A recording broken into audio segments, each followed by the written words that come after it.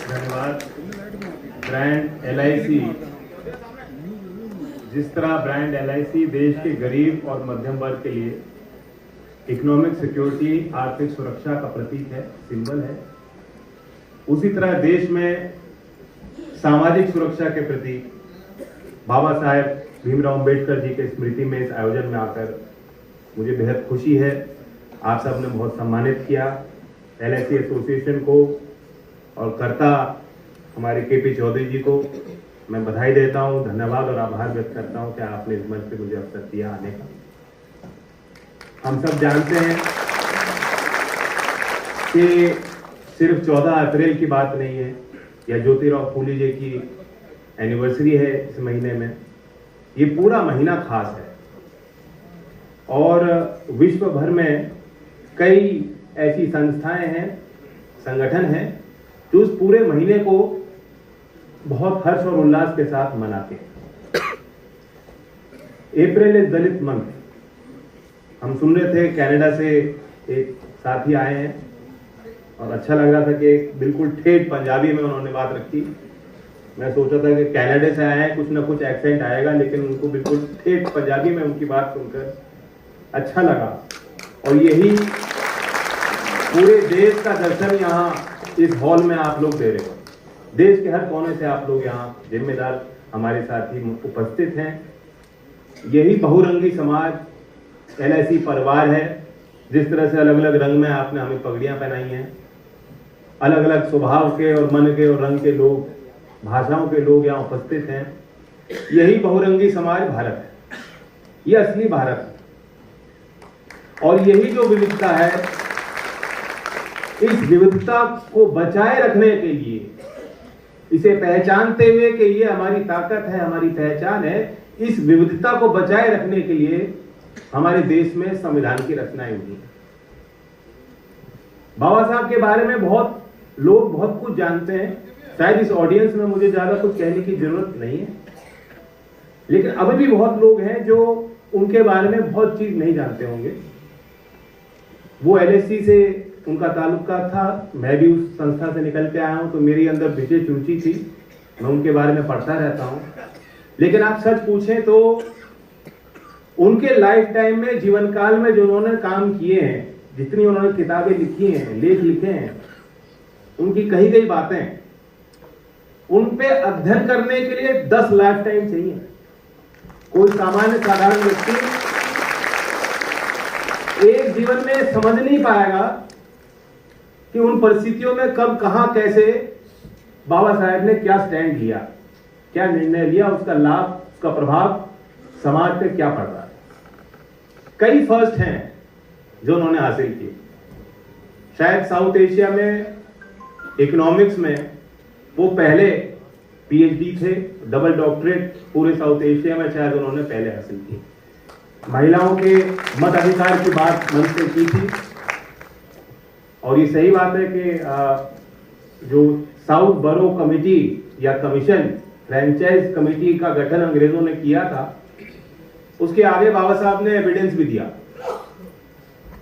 और ये चीजें हमें आज आधुनिक समाज में अटपटी लगेंगी, लेकिन एविडेंस उन्होंने दिया और उन्होंने बताया था कि किस तरह उस समय जो बॉम्बे प्रेसिडेंसी था, एक उदाहरण उन्होंने दिया कि शोषण कितना होता है माइनॉरिटी के साथ। और उन्होंने कहा ये जो हमारे अनटचेबल सेक्शन जिनको कहा जाता है, वो माइनॉरिटी में है और वे पॉलिटिकल माइनॉरिटी में ही रहेंगे, और इसलिए उनको रिप्रेजेंटेशन मिले तो उनके वर्ग का आदमी ही उनको रिप्रेजेंट कर सकता है, उनको लीडरशिप दे सकता है। ये उनकी मंशा थी।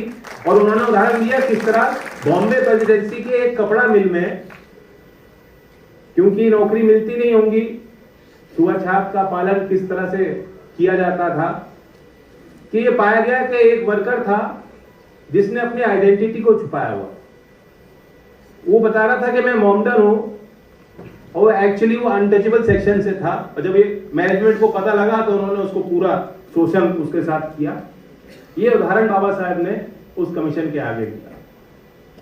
और आज जो भी कुछ आपको भागीदारी मिल रही है, उसका श्रेय उस लड़ाई को जाता है। आप सब नौकरी पेशे वाले हो,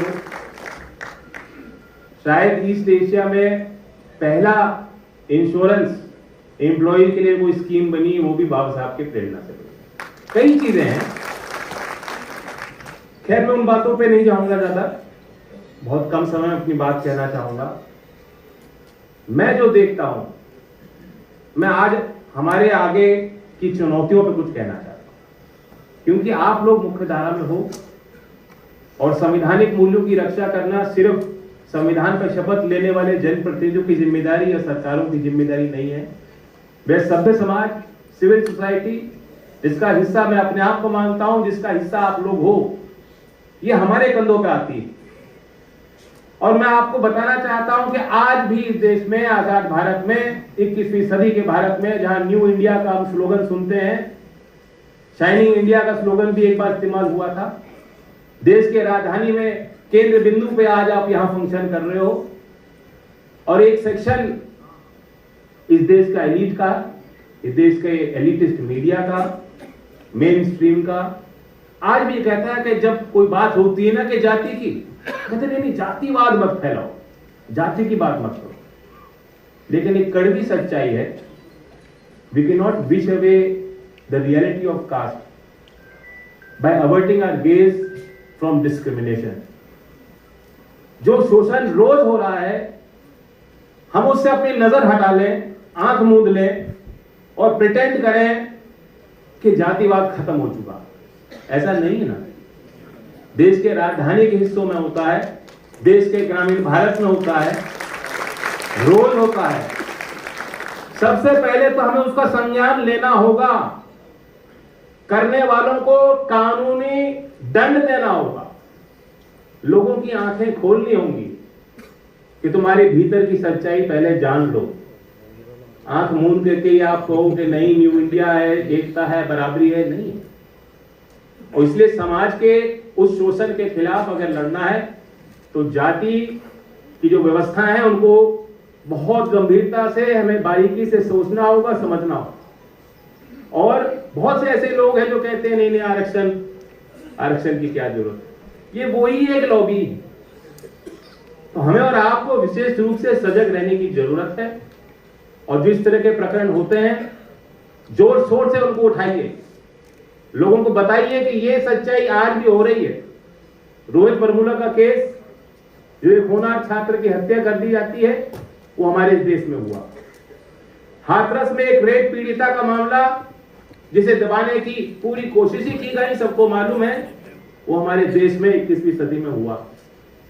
अभी पाली की चर्चा हो रही थी, पाली में एक सुंदर नौजवान जो ऐसे मूछ तान के सोशल मीडिया पे तस्वीर डालता था अपनी, और उसने ये कहा कि मैं गरीब परिवार से हूं लेकिन मैं रॉयल हूं, मेरा अंदाज रॉयल है।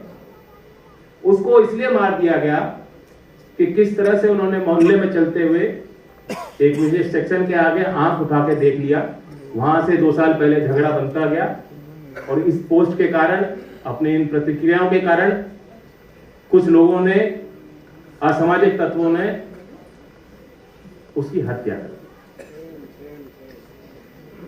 हम लोग गए वहां, हमें रोका गया क्योंकि हम वहां सरकार के घटक दल हैं, मैं आपकी जानकारी में ला रहा हूं।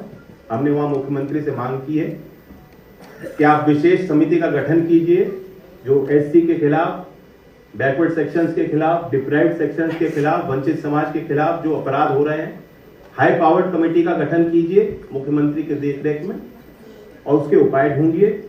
फास्ट ट्रैक कोर्ट, वहां अलग कोर्ट है लेकिन फास्ट ट्रैक का दर्जा दीजिए ताकि समय रहते उनका निस्तारण हो केसेस का। इस तरह की कुछ चीजें जो हमारी नजर में थी, हमने वहां रखी। लेकिन ये ऐसी घटनाएं हमारे चारों तरफ हो रही हैं, और इसलिए हमें बड़े दृढ़ संकल्प के साथ आगे बढ़ना है। मैं अपनी पार्टी की तरफ से कह सकता हूं, उसमें एक बड़ा किरदार केपी चौधरी जी का खुद है। वो एक जिम्मेदार व्यक्ति हैं, उनके अनुभव का लाभ हमें मिलेगा।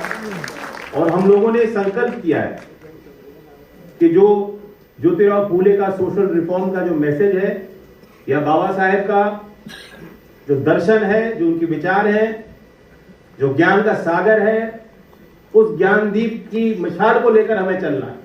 और हमें और आपको जहां भी ऐसी घटनाएं होती हैं सतर्क रहना चाहिए। क्या कारण है?